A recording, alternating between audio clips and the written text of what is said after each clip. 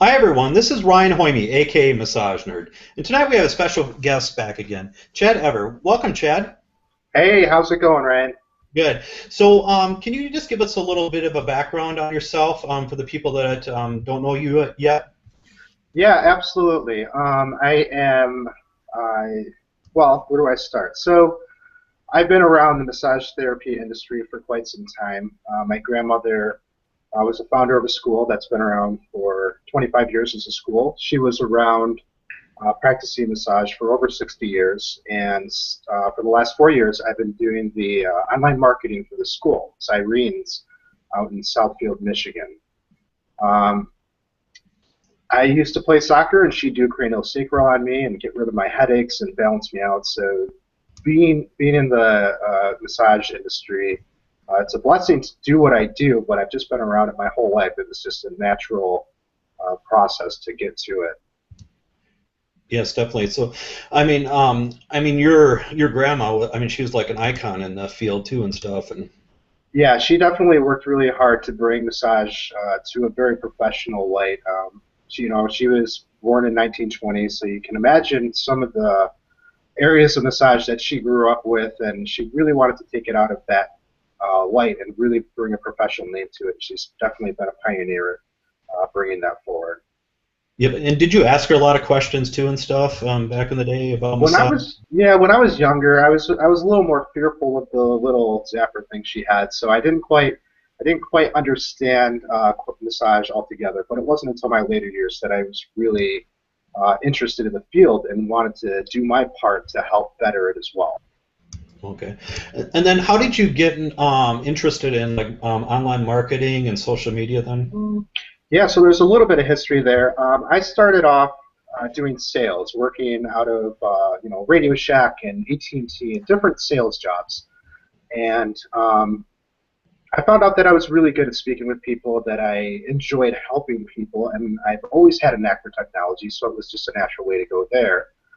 I found myself out of a job from AT&T for 6 months, and Irene's was welcoming me in with open arms, and so I started there, and I've been the online marketing director there for 4 years, and that's where I really found out that doing websites, helping small business solopreneurs build their businesses was the real passion I had. Yes, definitely. Because especially so many small businesses have a hard time. I mean, a lot of times they don't have it in their budget, of course, or they just don't know how Right. to do it, and they just think it's so expensive to hire somebody to do online marketing and those kind of things too. So, Yeah, absolutely. And to be honest, it can be expensive. It absolutely can be expensive to do all of the marketing things that need to be done in order to have a flourishing business. But it can also be affordable. What you want to really keep in mind is the time that you're putting in, whether it's building a website, you got to evaluate your time. How much is your time worth? And if your time is worth $65 an hour and you invest 22 hours into a website, you probably could have afforded at that point to pay somebody else to do it. So you just have to figure out what your time is worth. Are you willing to take the plunge in learning how to do whatever it is, or should you contract out and do what you love? yeah, because that's the bottom line. If they just put it that way, it'd be so much easier, and they're more likely to jump on board with hiring somebody to do marketing things too. So. Yeah, most definitely. And with websites too. I mean, so many massage therapists are starting to delve into websites now. But what do you think about the free ones versus the paid ones then? I think it's great that a lot of massage therapists want to get their hands dirty and really make their websites their own. A lot of the free ones and in the monthly paid ones, they limit you on what you're capable of doing. ABMP has their own free one that comes with the membership, and it's good for a starter. I think it's good as a student to have that site so that you can drive your family and friends to a particular place and begin your branding. But once it becomes time to step into the professional light, I think you need to step it up to a self-hosted, a website you own, not one that you're kind of borrowing or leasing from wherever it is. If it's Wix, for example. Wix is one of the paid website designers, and it's a template base. And with Wix, you pay monthly, whether it be 12 bucks or 22 bucks, but you pay monthly, and your website is on the internet. It's for people to see and for you to drive traffic to. The big problem there is you don't own your website, and so if you stop paying, your website's gone. If you want to change hosting providers, you really can't. You have to redevelop your website from scratch. If you find out that Wix is becoming a little too expensive and you want to go to Vistaprint, for example, you now have to redesign your website entirely over. The only thing you own with those types of websites is the content, which is the graphics that you've uploaded and then the actual text. But as far as the design, you don't own any of that. And I see a lot of massage therapists wishing they had the capabilities to embed their online scheduler or be able to have an opt-in page where somebody provides their email address and then they give them, a tip sheet or something and collecting email addresses. And they're not able to do that with all of these different template builders. So having a self-hosted site is really going to give you the flexibility to have all of the perks and features that you really need to have a robust business and do the marketing that today's technology requires. Yes, definitely. Because back in 2006, when I started Massage Nerd, I didn't know anything about websites, and then I signed up with Yahoo Site Builder and did that for a couple of years, but it kept crashing and problems and stuff like that, and I eventually had to self-teach myself Dreamweaver and stuff. So, I mean, that was painful, but the thing is, it's definitely well worth it nowadays and stuff. But on my latest update a few years ago, I paid somebody to make a template for me, so I own the rights to that and everything. So that's what's nice about that. So. Right, and that's a great way to go. One more thing about the free websites I wanted to mention. I know ABMP doesn't necessarily have a mobile optimized template, so everybody knows that people are searching on their phones. It's just a given. It's what's happening. When you're looking for something local, be it a pizza place or a taxi driver or a massage therapist, you're checking on your phone. And if you're hosting your site on one of the free ones like ABMP, you're not going to have that mobile optimized website for your users to have a really good experience. So that's another thing to take into account. If you want to have that, you may need to do a self-hosted site. Yeah, because what is the percentage of now on the internet with mobile then, would you say? Have you read any recent stats at all? Yeah, I've got tons of stats. I'd say the most relevant stat that I have is that over 61% of people are searching locally. And most of these stats are going to be over 60%, and the stats are people who are searching locally, who will leave a website if it doesn't do something if it doesn't load within the first 5 seconds. Close to 91% of people who are on a mobile website are taking another action. 91%. So if they have searched and found your business, 91% of those folks are going to call you. They're going to click on a map to find out how to get to you. They're going to fill out your form that's on your mobile site so that they can get in touch with you. They're there for a reason. They're there to shop. They're there to buy. They're there to look. And there's a huge percentage of people who are on their phones doing their e-commerce or booking their massages or just calling to find out more information. They're not doing that from the desktop site. Our mindset is different. When you're on a desktop site, you're doing a little bit of shopping around, doing a little comparison, finding out which business you want to go to. When you're on your phone, you're ready to go to whoever that #1 listing is, whoever the most relevant listing is for you. And having that mobile experience is vital. Yep, and I've seen so many sites that say you can pay to get on the first page of Google and everything else. And are those scams at all then, or? Yeah, well, I'd have to say they're not entirely scams, but you can't read into it verbatim what they're saying. The way Google search is working nowadays is different than it was 9 months ago. The way it's really working now is it's based off of your search history. It's based off of if you're on a mobile device, your search results are sorted differently than if you're on a desktop device. It's based off of location. So if you search for, your pizza place and you put in your zip code or your address of where you are, Google knows where you look and search, and it knows where you are. So it's going to, and it sometimes it feels a little bit creepy that they know that much information, but at the same time, that's how they're able to provide such amazing results for us, the users. When I go on there and I search massage therapy, the one that's going to pop up is probably the most relevant to me. And so the real important thing to remember is when these companies are saying we can get you on the first page, the things that have to be done in order for that are having your mobile optimized site. It's having amazing content on your website that is relevant to the people who are searching. You said in your interview that Kathleen interviewed you, you said that content is king, and that's absolutely true. The information that's on your website is extremely important. And the other half of that is content is king, but distribution is queen. And not just having the information, but how you're going to get it to the people. So by having your site optimized with keywords and good content and descriptions is going to allow you to be found. By writing a blog and posting that across your social media channels, those are very important items. So unless these companies that are claiming they can get you on the front page or the top listing of Google, unless they're doing these things for you, which would probably be pretty expensive to have the entire suite, worth it, but it would be, you know, it's not something that you can spend 20 bucks and get. Unless they're doing these things, you're not going to be able to get on the first page. And frankly, there is no such thing as the first page anymore. Your results are going to be extremely different than mine, even if we search the exact same thing. The reason for that is your search history dictates what is relevant to you. My search history dictates what's relevant to me. So you and I are going to have very different results.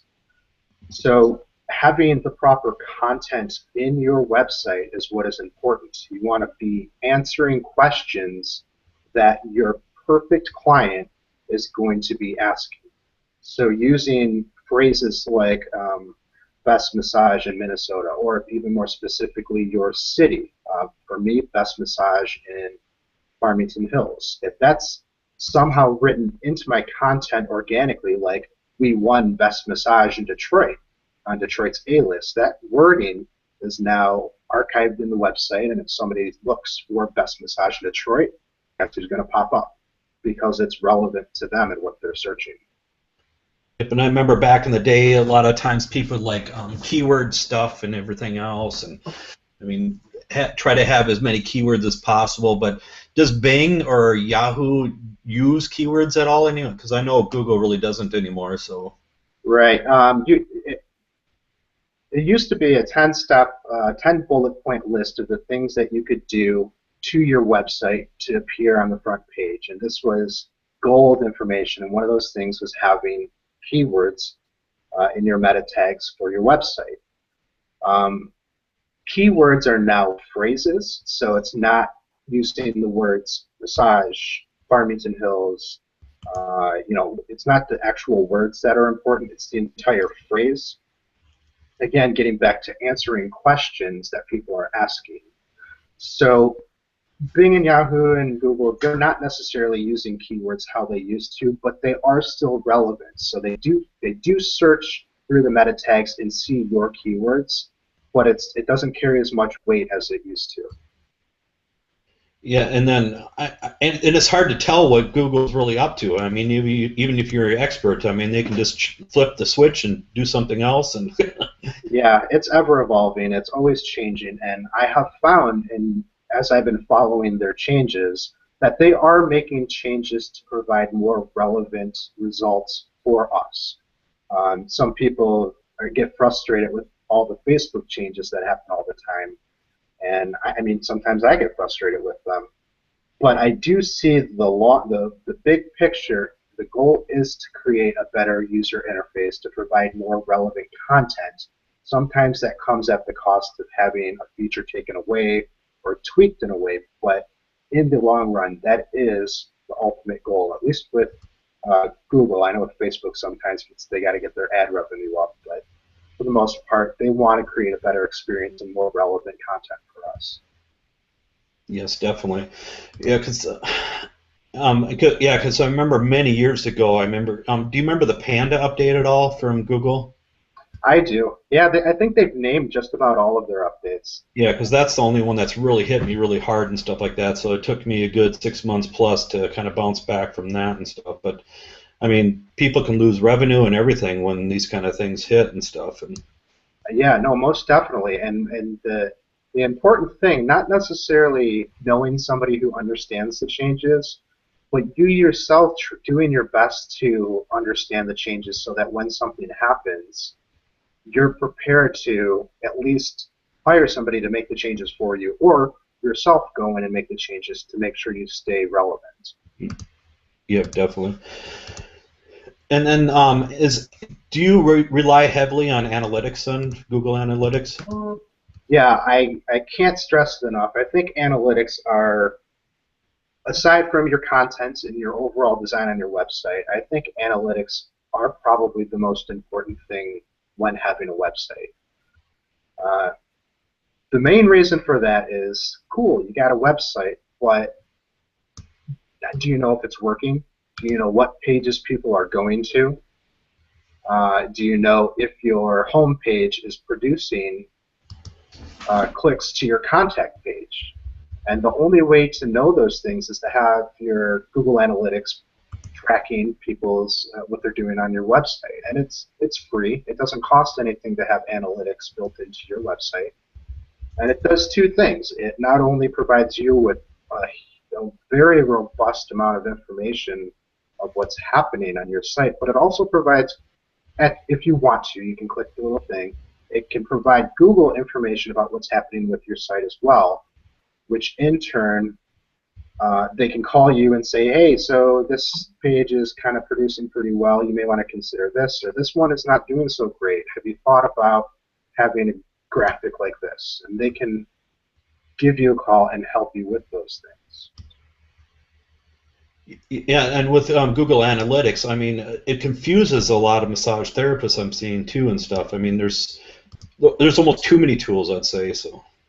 Yeah, you know what? I'm going to pull up my screen. Let me type in real quick. I'm going to go to my Google Analytics account, and I'm going to show real quick just a quick little brief overview of the important parts of analytics. Okay, got it pulled up. Let me switch over. Okay, so here's my analytics account. You can see it okay, right, Ryan? Yep. Okay, so there's a whole bunch of options over here on your in your menu, and then there's some graphical items and some numbers, and then a whole bunch of little. You don't need to know all of these bits of information. The important things to really notice is over here. So we have our returning visitors. 17.5% of my visitors have been to my site before. 82.5% have not. So that's really important to know, for me to know, that a huge amount of the people who come to my website are brand new visitors. That's really good. That's what I want. I want brand new visitors. If I was a e-commerce store, though, if I was selling women's clothing or shoes online, I would probably want more return visitors, people who are coming back and buying more stuff. And so over here we have the date range, and you can decide when you want to see. So it defaults to the last 30 days. And so we'll leave it at that. And it shows a trend here of how many visits I've had on my website over the last 30 days. This is a ridiculously important amount of information. It's vital. Right here, I can see Monday, April 21st, I had a spike. What I can do then is I can go back to my blog or my website and see what did I do between April 20th and April 21st. That worked, whatever it was. Or go to my Facebook page if that's where I do most of my marketing and see what really worked that caused that much traffic to my website. I know that this bunch over here, the 12th and the 13th, that was me announcing that I am going to be on this interview, and I had a huge spike of people coming to my site to check out the previous interview that we had done. And then the 13th, I put out a small business we did a deal for small businesses since it's Small Business Week. We did our mobile sites are normally $4.97 and then $50 a month. We wiped away the $4.97, so we literally there's no design fee. We got a huge spike in traffic for that as well. And so I can go through here and see what's working and what's not working with my marketing. I can see how many users have come here, but also how many page views. And so it'll tell me an average of 1.5. I'd really like to see this number a bit higher. Something that I could do to make the number of pages people are seeing for each user higher is to write more blog posts, interesting blog posts that people read one and then they want to keep reading more items. It tells me how long people are on here on an average. Again, if I go back to this spike, I probably put something out that was a video that caused people to stay on my site a little bit longer. And then there's my bounce rate. The bounce rate is how many people go to your website and then leave immediately. I'm not real happy with this number. I'd like to see my bounce rate be around 50. 65 is not terrible. 92 is way too extreme. So I'm okay with it, but I'd really like to see this at 50 or lower for what I do. And then you come over here and you have all these options. The really important options here, if you run a special or you post something on Facebook and you want to see if it's working, you can click this real-time button and it'll tell you how many people are on your website right this moment. And it'll tell you a little timeline. If somebody's on here, how long do they stay on here? 45 seconds, 60 seconds, and then it goes into minutes. It'll also tell you the source, if they came from Facebook, if they came from an advertisement you put out, and it will tell you where in the world they are. And it shows a little bubble, and on that bubble, it'll tell you the name of the city. So this is some really cool information if you're running a special to find out who's actually getting to your website. Going down a little bit further, I like this behavior one. Audience will tell you a lot of information, geographic information, demographics, but this behavior is really, really cool. So you hit the overview, and it gives you a similar setup of how many people, how many page views you've had.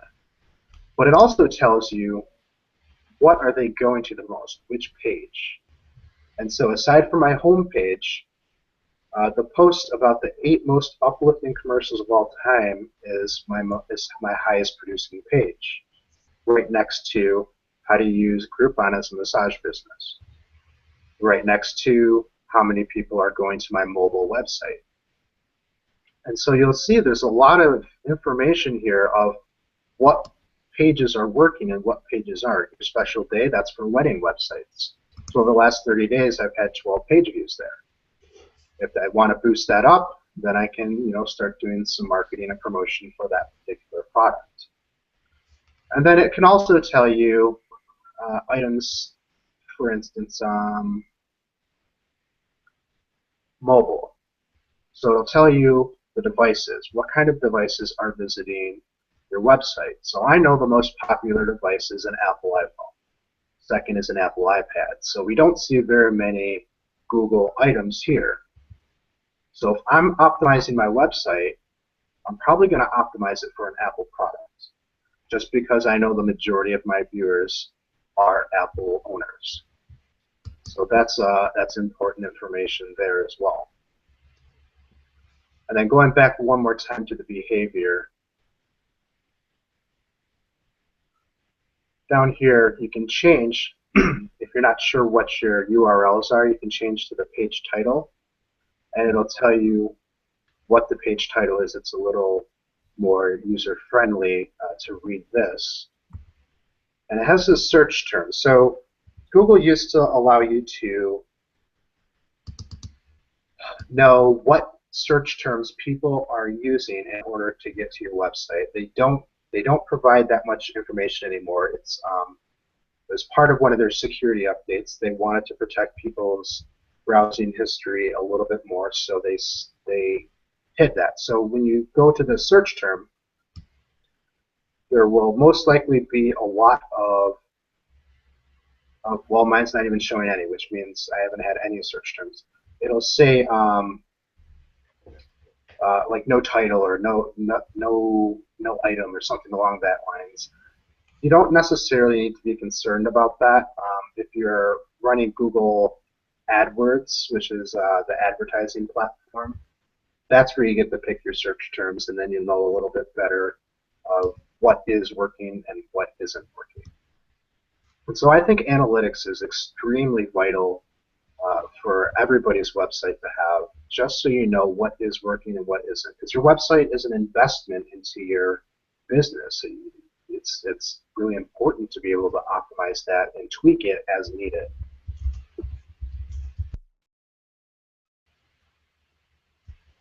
Okay, let me see if I can get myself back here. There I am. Okay.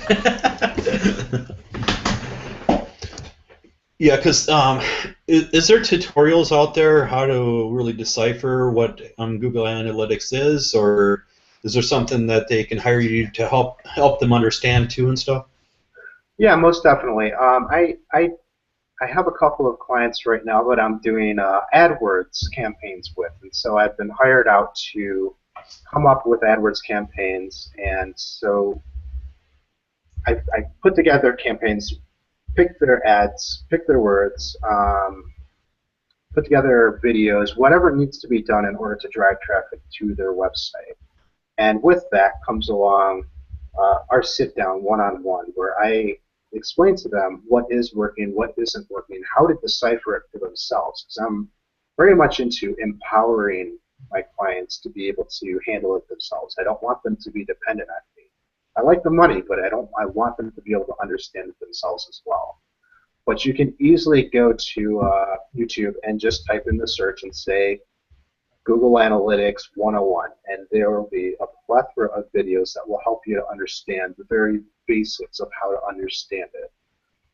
Then once you understand a little bit better, you can make the tweaks and maybe contract out to have somebody do it. But I really like working with AdWords. I've had a tremendous amount of success with my clients doing AdWords. I actually have one person. I have one person in particular that we did some really good work with AdWords. Um, Sale of Body Works out of New York. He's a mobile massage therapist, and so he does chair massages at events, and he does in-home massages, couples as well as individuals. I'm sure a lot of you can relate with that. And so one of the things that he's really the steps that we took was we did a rebranding of a rebuild of the website. He got his website rebuilt for him. I went in and did some SEO, which is search engine optimization. So essentially, I took the content that he already had in his website and I made it very visible to the search engines. And we noticed a bit of a spike immediately from that in traffic. Our next step was to do AdWords, which is he hired me and he said, "Listen, bro, here's my budget. Here's how much I want to spend per day." And so I took that budget. I put together some keywords. I did some campaigns, and so I did one that is a display network, which means when you go to websites and you see like the banners and it's like an advertisement. I did one like that. I did a campaign where it was all keyword based. So as people are searching, he's being bumped to the top to the relevant searches. And then I did one video campaign. So if you're sitting down and watching YouTube and you search for a video that falls into our credentials, you see our 30-second ad before you get to see your video. And we've had a tremendous amount of success. The second day after we launched his AdWords campaign, he got a gig for $640. And later that week, he got a multi-thousand-dollar gig all in 1 week from his minimal investment to me as well as his AdWords. So I know for a fact it works. I have several clients that it has worked extremely well with. I think it's something that can be costly. You definitely do have to have a couple of dollars set aside to do it, but it works out really well in the long run. And have you done tests like with Facebook advertising and other forms of advertising? Which ones have you noticed that work better? Yeah, so Facebook in general, I think you can't really go onto Facebook as a business and have the mindset and expectation of, I'm going to get new business. If you have that as your mindset and your goal, it's not going to work out as well as you're hoping it will. However, you can get new business from Facebook, and you can get a lot of new business from Facebook. What you need to do is, as a business, you have to go onto Facebook with the mindset of, I'm going to be available to my potential clients, to my existing clients. I'm going to be there to engage them, provide wonderful content, answer questions for them. So to piggyback off that, when you're doing advertising, what you want to do is advertise to people you already know. So the email list that you've been collecting, you can import that into Facebook and advertise just to the people that you have on your email list.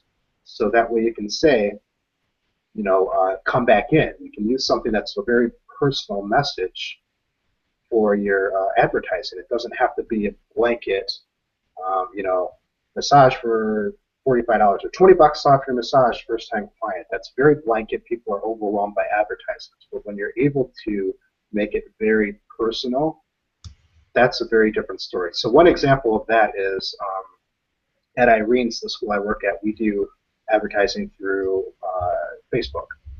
And predominantly what we're advertising are free classes for the public. It's part of our community service and our give back that we offer free yoga twice a week. We have upcoming an infant massage class. And so what I did was I ran an ad campaign that was targeted to adults who within 25 miles of our school, but also who are parents with children between the ages of 0 and 3. So that is a very specific group of people, but they're the only ones who would even care about infant massage class for the most part. And so because it's very personal and targeted towards them, we've had a tremendous amount of success with that. We've had well over 240 clicks, and that converted into 22 signups. So we have people who have signed up for this class who otherwise wouldn't have known about it. So I have experimented with Facebook ads. It's very different than doing ads through Google or Yelp or any other advertising platform. But you'd probably say that it's just not as profitable. So there's just different ways what your outcome is eventually, right? Yeah, with Facebook, it's really about bridging that gap of communication and being there for your potential clients, where with Google, it's about driving traffic to your beautiful website. Yep. And then have you done any Yelp advertising or anything yet? Or I've experimented with Yelp. There's actually a question earlier, either today or yesterday, about Yelp advertising on the group, and I don't suggest doing advertising through Yelp. So Yelp is a review site. It's not. The most important thing about Yelp is people are getting to Yelp one of two ways. Either they're Googling a business and then Yelp is on the top of the list, on top of the results, and then they're clicking through to see what the business is about, or they're on their app and they're already at the business and they're about to leave a review. They're already there. So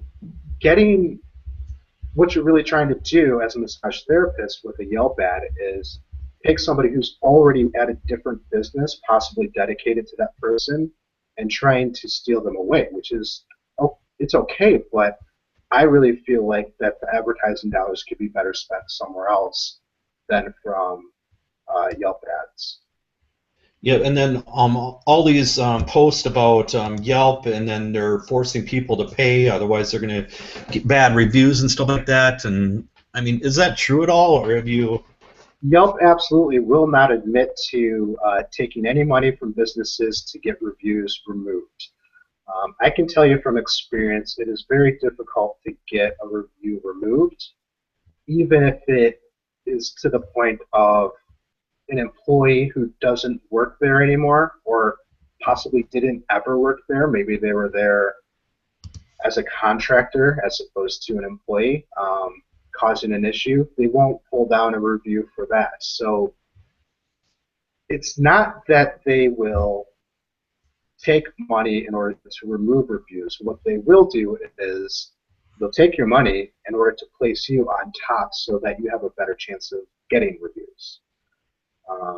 That's about the extent of Yelp taking your money, though. They just want to use themselves as an advertising platform. Yeah, and just like the Better Business Bureau too, back in the day too, and I don't know if they're still doing those kind of things too. And Yeah, I'm not sure. I use the Better Business Bureau occasionally when I hear about predominantly when I get a spam email and I want to find out if the company is legit or not. I'll check the triple B, but that's about the extent of me going on to their website. yep. And is there any other forms of advertising that therapists should be taking advantage of then, or? So something that I wasn't real gung ho about before, but I'm actually warming up to the idea because I've seen several very successful ones is card decals. So, but there are do's and don'ts. Um, the first don't is don't put a QR code on your car. That's a bad idea. I've Yeah. seen I don't know if you've read the book QR Codes Kill Kittens, but it is Oh, no, I haven't. it's a book that essentially points out all of the horrible branding all over the world that have been sent in, and we're talking about like having a QR code on a door, but the QR code is blocked by the push bar. I mean, that's you just don't do those kinds of things, and then. So if you're gonna, I don't think it's bad to put a QR code on the car, but you're using up a lot of real estate that could be utilized for something even better. I totally get QR codes. I have one on the back of my business card. Our school has them on the back of their business cards. I get it. If they're used properly, they can be very beneficial. But for a card decal, you are very limited on the amount of space that you have. I would say put a different graphic, a larger graphic, or more room for your website or a phone number. But I am warming up to the idea of card decals. They're becoming quite affordable, and you can get them locally, and they'll just vinyl them on, or you can get a magnet if you are leasing a car. And it's good for branding, but it also gives you, if you really want to, you can use that as a business expense for your car if you really want to. Other forms of advertising, business cards, of course, are vital. You have to have a wonderful business card, but I can't tell you how many times I see a business card that has either a bit.ly link, which nobody trusts, or it has information on there that could change. For example, your address, Suite 109. Well, you just moved to Suite 110. Now you have to print off new business cards. Instead, direct them to your website where you can change the information whenever you need to, and it doesn't cost you anything additional. Yep. And then I think a lot of people are not having good call to actions. I mean, what are some good call to actions that you can recommend and stuff? Yeah, most definitely. A call to okay. So a call to action is like when you're on your website, or if you have a banner or something. First thing when you show up on the website, you want to have them do something, whether it's subscribe to your newsletter, whether it's call now, whether it is fill out the form to get in contact with us. I have, I'll go into that in just a second. Mobile websites are vital to have good calls to action. Some of the good ones, I like the simplicity. Call now for an appointment, book now. You can mix them up and use them in different ways.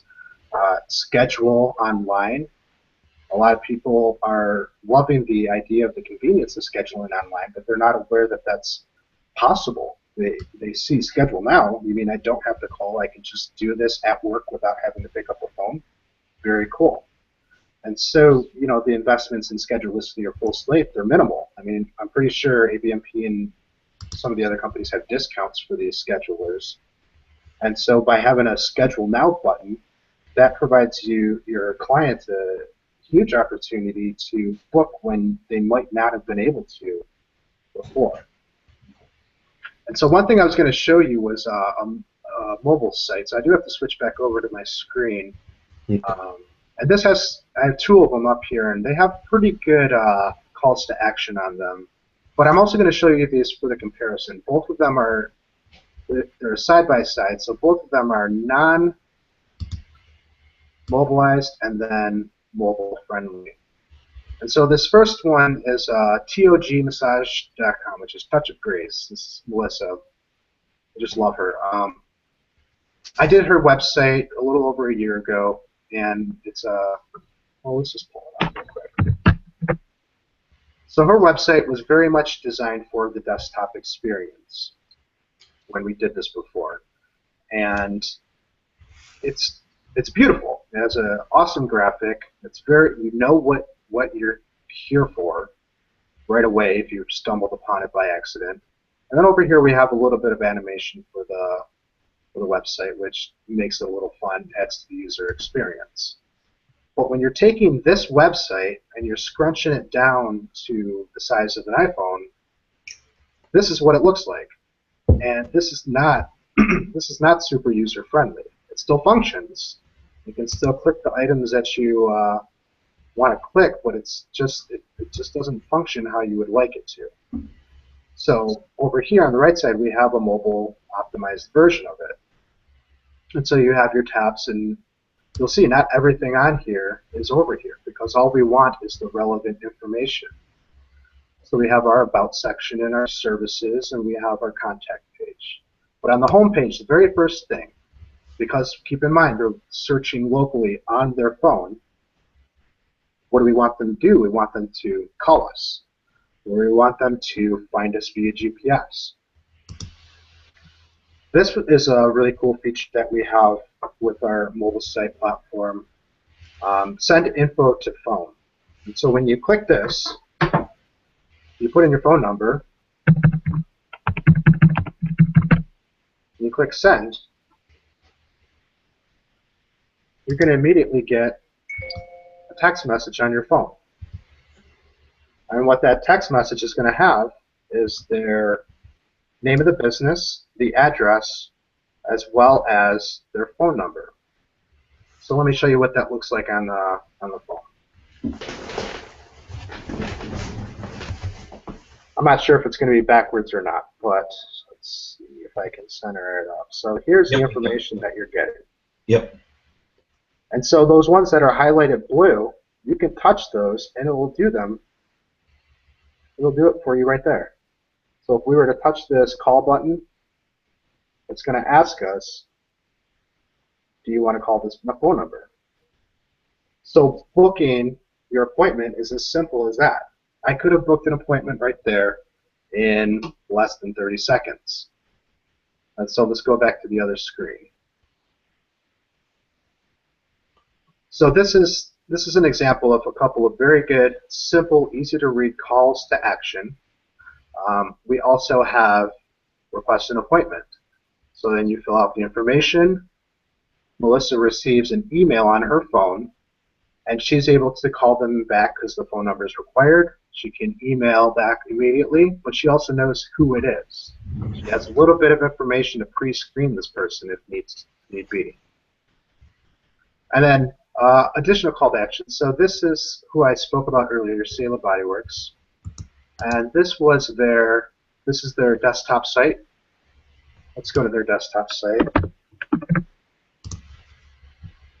And again, designed for the desktop experience. But when you get onto their mobile site, it scrunches it up a little bit. It doesn't fit quite right. And so what we did was we were able to take that and put it into this, and it looks very similar. We were able to keep a lot of the items that were on here, but we didn't keep everything. You saw the menu, how many items are on the menu. We decided the most important items were the home screen, which has all the calls to action, his services screen, and his chair massage.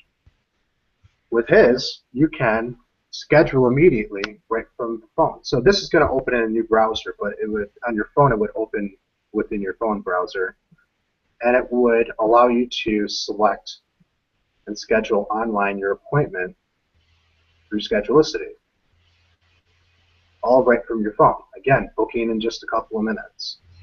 It has a video that plays right in your browser as well. If you'd like to get gift certificates, you can do those as well. And if you'd want to see who might possibly be working on you, you can see that as well, and you can visit their social media platforms. So you can see a mobile site really provides the opportunity to give you calls to action, but then actually have your people taking action. It's going to make your phone ring. It's going to get people in your door, and it's going to fill up your appointment book.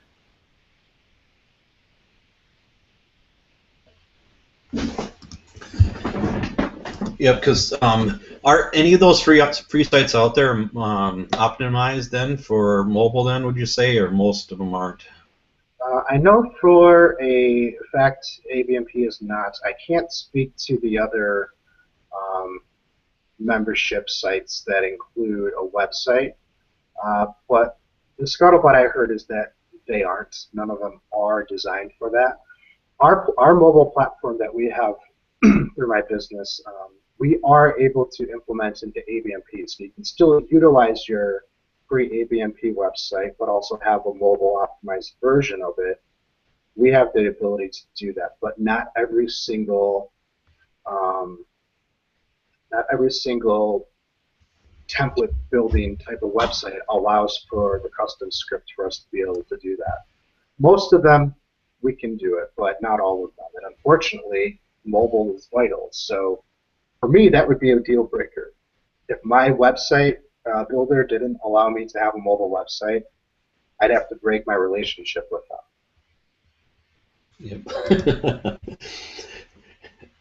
Yep. And then what you're talking about opt-in forms before and stuff like that. What are some examples of those? So there's a ton of examples. So on that mobile preview of Melissa's, this is a little opt-in form, request an appointment, but you can also have a disclaimer on there that says, you know, what information we keep, like in terms of service, what information we keep, what we use it for, that we don't sell it, but that we are able to now provide you with email updates, and we're able to send you coupons that you otherwise wouldn't be able to get. One of the opt-in forms that I absolutely love is Melanie Duncan off of Online Edge Academy. Let's see if this is the right one. It might be The Power of Pinning.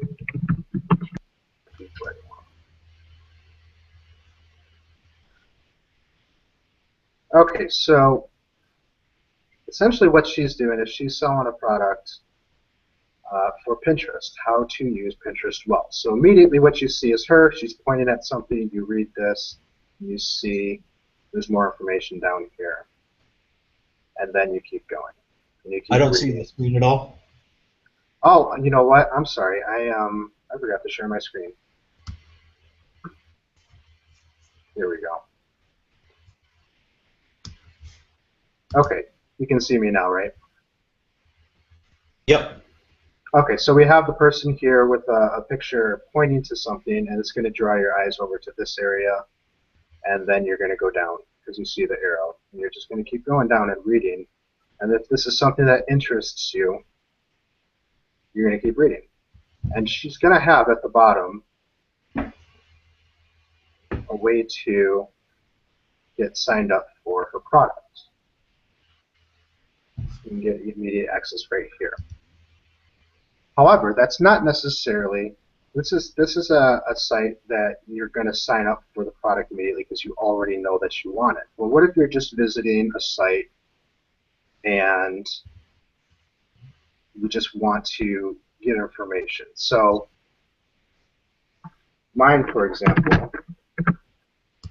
I don't have an opt-in page immediately on my home page. What I have is my products, how to get my products. But if you go to my blog section, you're going to see the option for liking us on Facebook.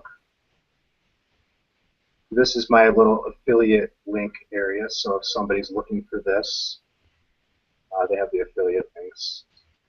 And I turned my opt-in off, but my opt-in was right here, and it was to get a particular item.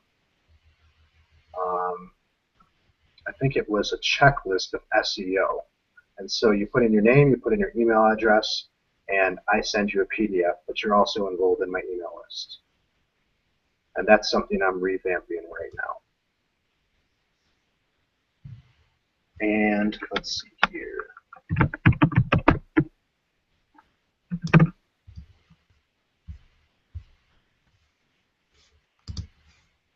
Now this is a good example of a good opt-in page. So we saw this graphic earlier. I'm going to show you this in a second. Okay, so here she's saying learn how to work smarter so that you can. So everybody wants these things. So they're going to put in their first name and their email and sign up for it. Something else with this website is once you're on the site, if you go up towards the X, as you saw before, it popped up. It had a little pop-up up there. And that was to check and see, are you sure that you want to leave, that you don't want to sign up for our list? So I loaded it in an incognito. So as I go up here, it pops up this last chance to opt into our email list. And then you put in your information. You say, yes, I want to be included on weekly emails. They now have your email address, and you can send them specials, but also keep them on your update list.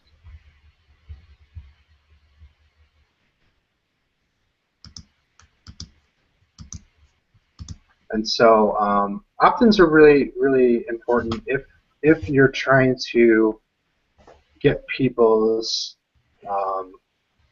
email addresses, whether it's to send them specials or whether it's to invite them to specific events, or whether you have schedulicity and because you have their email address, you're now able to fill your book with an email marketing campaign. So it sends it to people who want a massage in order to fill in those gaps in your book. So having an opt-in page is not necessarily vital for massage therapists, but it can be beneficial.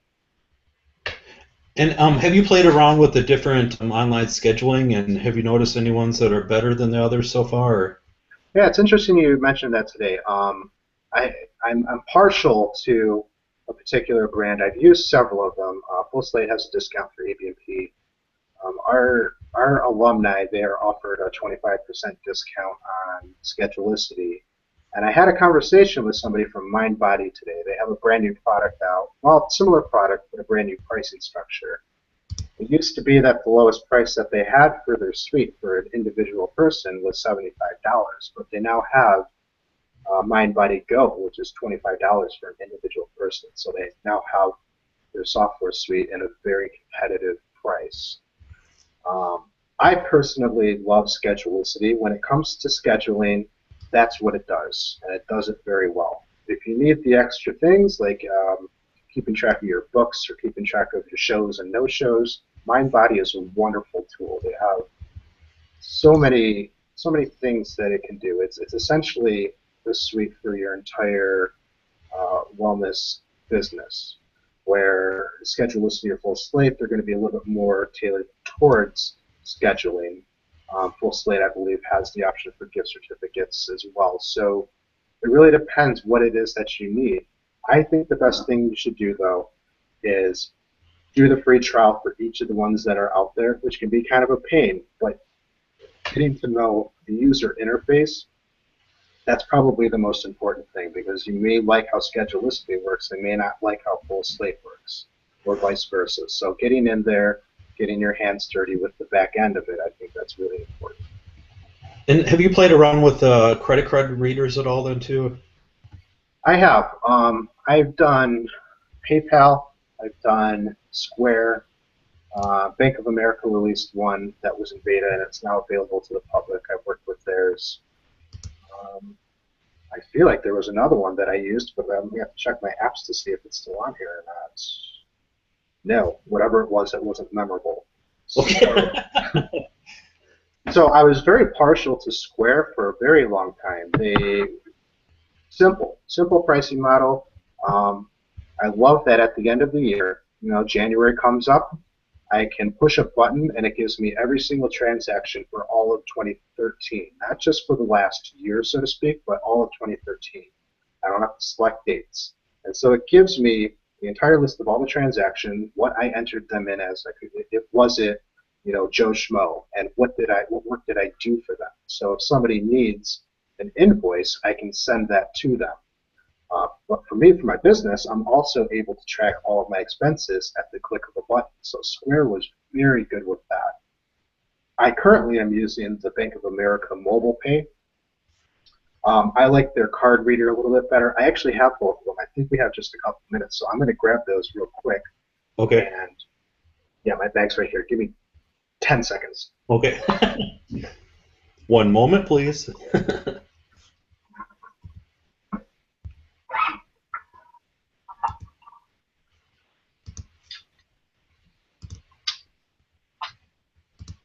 Okay, so a lot of people are familiar with Square, and this is we're now on 3 generations of Square devices. So this is the 2nd generation. The first one was non-encrypted that only lasted for a couple of months, and then they came out with an encrypted device. That's which one this is right here. And then they came out with another one that is thinner. It goes to about where my fingers are, and it's also wider. So it has a much sturdier, and solid. The actual scanner itself is larger. That was a big complaint of these ones, was that it would spin or that it wouldn't read right. Bank of America did something pretty cool. They added a little thing to it. So you have your Square. You can see the size differences. They're very similar in width, but when you talk about the overall size of them, there's a big difference. And what it does is it allows you to plug it into your phone, but then it doesn't wiggle. So it's not spinning on you, and it's got a huge base for your card to go through. With this one, I've only had to swipe a card one time. I've never had to do multiple swipes. With the Square, it was expected to have to swipe it at least 3 times. It would still go through, but you just knew you were just going to have to swipe it several times. So there's things that I love about all of them. With the Bank of America one that I'm currently using, I love the hardware.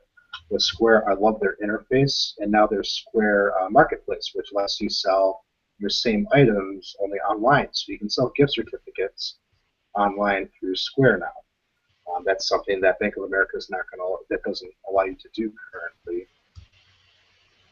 So if I were to pick one to go with, I would say Square. Don't get hung up on what the per swipe fee is. You really want to make sure that you're making it as easy for yourself at the end of the year to do your businesses, or if somebody needs a copy of an invoice, that you can do that easily. With Bank of America, I can't do that easily. I can't. I have to go in and I have to log into my Bank of America account and find their transaction, print it off, and then fax it over to them. With Square, there's literally a button to email it to that person. So I like the interface. I think it's extremely user-friendly both for them as well as for me. Yep. And then to finish it off, what kind of services do you offer then? So my list of services, I do desktop websites, which was the driving force. That's what really got me going, is taking someone's ideas and visions and making it digital and making the internet more beautiful. That's what I love to do. And that segued into a new product we have, Mobilize.guru, which is strictly taking desktop sites and turning them into mobile-friendly versions, which I showed you a couple examples before. And then I also do consulting in general, so you can pick my brain for 90 minutes. That usually turns into something like, can you design a brochure for me? Can you do a business card graphic for me? Or can you set up an AdWords campaign? And the answer to all of those is yes. So there really isn't a whole lot we don't do as far as consulting and online marketing. But what my passion is doing websites. I really love doing them. I get a lot out of it, and getting to know the clients, that's really the best way. I sit down with them and I really get to know who they are, and I'm able to turn their personality and their vision into something all of their potential clients can enjoy. Great. Well, thank you very much, Chad. It's been a pleasure, and Yeah, definitely. Thank you for my having me. brain's full again. So. Yeah, absolutely. Thanks for having me, Ryan. Yep. Thanks, and thanks everybody for tuning in.